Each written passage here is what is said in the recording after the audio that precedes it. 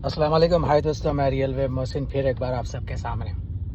जिस तरीके से आज की प्रेजेंट कांग्रेस गवर्नमेंट चल रही है, उसी तरीके से मैं चंद अल्फाज आपके सामने पेश करना चाह रहा हूँ। ये जंग जारी है करप्शन के पुजारियों से। सिर्फ चेहरा तब्दील हुआ है, आज भी वही करप्शन लेवल में जो है डूबा हुआ है। कभी केसीआर अपने खानदान के साथ तेलंगाना को लूटने में मसरूफ थे, आज वही दोहराया जा रहा है। उसी तरीके से जो है हमारे रेवंत रेड्डी और उनकी टीम मुसलसिल जो है अपना भला देखते हुए, लोगों ने एक उम्मीद के साथ उनको चुना था, उनको जो है ठहराया था, पर मुसलसिल वो अपने घर, अपने खानदान और अपने भाइयों की संपत्ति बड़ी करते हुए नजर आ रहे हैं। और जिस तरीके से तेलंगाना में कांग्रेस आज रूल कर रही है, शायद इसको हाईकमांड का इल्म ना हो, हाईकमांड को इस सारी चीज़ों का इल्म ना हो, तो मैं उनको इल्म में लाना चाह रहा हूँ कि जिस तरीके से जिस वजह से केसीआर गवर्नमेंट जो है हार मानी है, यहाँ पर हारी हुई गवर्नमेंट समझ रहे हैं, उसी तरीके से आज रेवंत रेड्डी वही चीज़ रिपीट कर रहे हैं। उसी तरीके से कब्रिस्तानों को शहीद किया जा रहा है, मस्जिदों को शहीद किया जा रहा है, ज़मीनों को कब्जा किया जा रहा है। मुसलसिल 2014 से आज तक वक्फ की जायदादों को लूटा जा रहा है। कभी केसीआर लूटा करते थे, आज रेवंत रेड्डी लूट रहे हैं। कभी कभी जो है एक सिर्फ टीम बदली है, चेहरे बदले हैं, बाकी का सब वैसे ही वैसे चल रहा है। पर इन सारे चीज़ों में एक चीज़ जानना बहुत ज़रूरी है, जो रीजनल पार्टी है उनको भी जानना ज़रूरी है, जो स्टेट पार्टी है उनको भी जानना ज़रूरी है, और जो दिल्ली की पार्टी है उनको भी जानना ज़रूरी है। पब्लिक आज उछार हो रही है, पब्लिक बदल रही है, पब्लिक को समझ में आ रहा है कि क्या सही क्या गलत है। आपको अगर एग्जाम्पल चाहिए तो आप सिकंदराबाद का एक हिस्सा देख सकते हैं, जहां पर पब्लिक पर जुल्म और ज्यादती करने पर उन्होंने उनकी ऑफिसों में घुसकर जो है अपनी जुल्म और ज्यादती के खिलाफ आवाज़ उठाया था। आज यहाँ पर करप्शन इतना हाइक है कि कब कहाँ पर कत्ल होगा और किस तरीके से उसका सेटलमेंट होगा, ये सारी चीज़ें तेलंगाना में बनाए जा रहे हैं। इसके अंदर कोई तब्दीली नहीं आई है, ना किसी को इंसाफ मिल रहा है। 6 आपने गारंटीज दिए थे, 6 गारंटीज में से आपने मुकम्मल तरीके से 3 भी पूरे नहीं किए। आज तेलंगाना में जिस तरीके से हाइक ऑफ करप्शन ये दिखला रहा है कि ये चीफ मिनिस्टर को बिठाया तो कांग्रेस की सीट पर है, पर इसको इन्वेस्ट करने वाले शायद कहीं ना कहीं पर बीजेपी के लोग होंगे या फिर आरएसएस के लोग होंगे।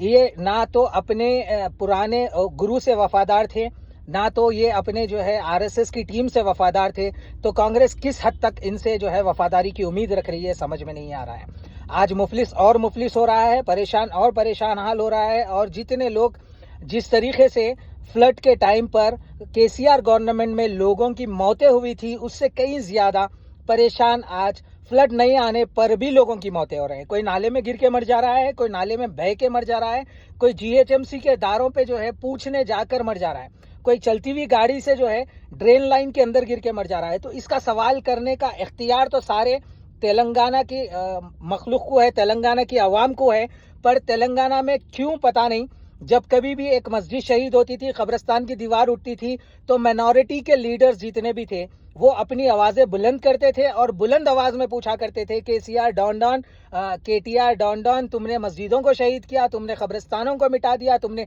झंडे की ज़मीनों को खा लिया। आज ये पूछने वाले लोग खामोशी अख्तियार इसलिए कर रहे हैं, इनको उम्मीद है कि हम मुसलसिल अगर गुलामी करेंगे रेवंत रेड्डी की हाँ में हाँ करेंगे तो हमको कुछ औहदा मिलेगा। ऐसा औहदा लेकर किसी का कोई काम नहीं बनने वाला है मेरे भाइयों। ऐसे औहदों को ठुकरा कर जो आगे बढ़ता है वही लीडर बनता है। हमको गुलामी परस्त या फिर जो है किसी की गुलामी में जीने वाला लीडर नहीं बनना है।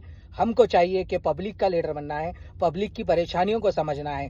आज मुसलसिल जब से कांग्रेस गवर्नमेंट फॉर्म हुई है, कहीं भी real estate agents, real estate के जितने काम करने वाले डेवलपर्स और रियल इस्टेट जितने लोगों ने उठाया था, उन लोगों ने या तो शहर छोड़ दिया या फिर खुदकुशी कर ली या कर्जे में मुब्तला है। इसकी वजह यही है, जब कभी भी कोई रियल इस्टेट एजेंट या रियल इस्टेट का बीच में जो है मांडोली करने वाला बंदा अगर चीफ मिनिस्टर सीट पे या उसका भाई बैठ जाए, तो ये सारी चीज़ें वो अपने साइड से ख़त्म कर देता है ताकि सारा कारोबार उसके घर में हो। तो मैं सबसे पहले एक चीज़ कहना चाह रहा हूँ हमारे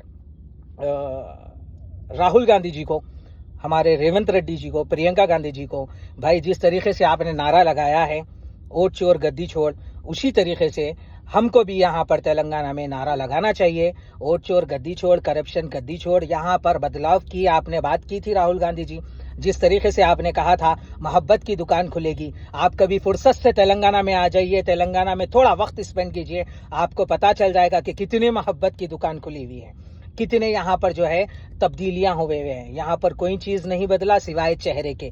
कभी वही चेहरा केसीआर का हुआ करता था जो लूटता था, आज रेवंत का है जो लूट रहा है। मुसलसिल आज बेरोजगार और बेरोजगारी में मुब्तला हो रहा है।